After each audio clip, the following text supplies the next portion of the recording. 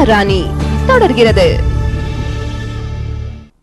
தோப்பியாஸ், நீயா அதை என்கிட்ட குடுக்கல, அப்புறம் நான் ஊம்பானையில் நடக்க வேண்டியது வரும். ரவுடித்தனம். ஐயோ வேண்டாம் ஆனந்த், அப்படிலாம் ஒண்ணு செஞ்சிடாத. ரவுடிசம் சொன்னா இந்த தோப்பியாஸ்க்கு ரொம்ப பயம். தோல்வி பயம் தொத்திக்கும் போது திடீர்னு ஒரு வீரம் பிறக்கும். அது விபரீதம்னு அவங்களுக்கு தெரியாது. உனக்கு ஞாபகம் இருக்கா? உன் பிசினஸ்ல நீ லாஸ் ஆனப்போ ஆவேசமா இங்க வந்த. பலன் என்னங்கறத நான் சொல்ல தேவையில்லை. தம்பி, நாட்டு நடப்பை பத்தி ஒரு பழமொழி இருக்கு, சொல்லட்டுமா? காசு இருக்கிறவன் கடலை கூட வாங்கி மாத்தி வித்துருவான். காசு இல்லாதவன் கடலைய வாங்கி வறுத்து திம்பான். தோப்பியாஸ் கையில பணம் இருக்கு, நீ கூட சேர்த்துக்கிட்டு இருக்கிய. அவ ரெண்டாவது ரகம். உப்பையும் அடுப்பையும் தள்ளு வண்டியில வச்சுக்கிட்டு தெரு தெருவா வந்தினா வெள்ளையா தளதளன்னு ஒருத்தி கூட இருக்கிறதுனால போய் அடிங்கடா.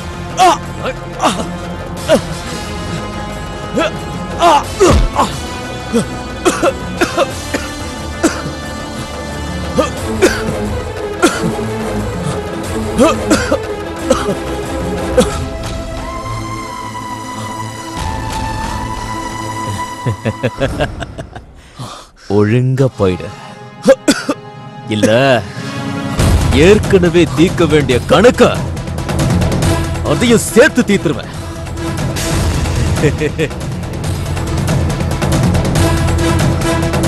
தோப்பியாச கேள்வி கேட்க இனிமே இங்க வந்தா போன மாதம் வீட்டுக்கு போய் சேருவேன்.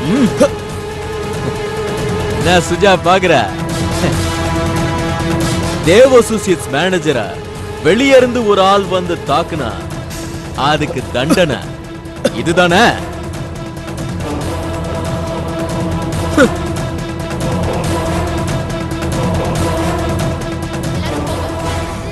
வெக்கமால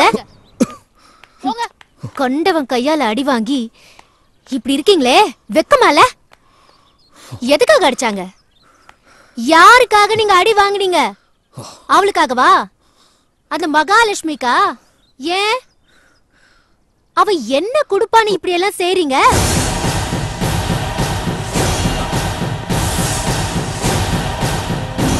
பணத்துக்காக வேலை செஞ்ச ஆனந்த் செத்து போய் ரொம்ப நாளாச்சு.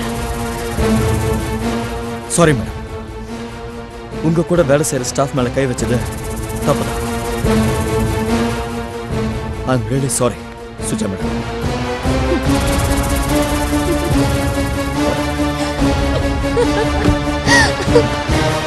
Well done, Suja, well done.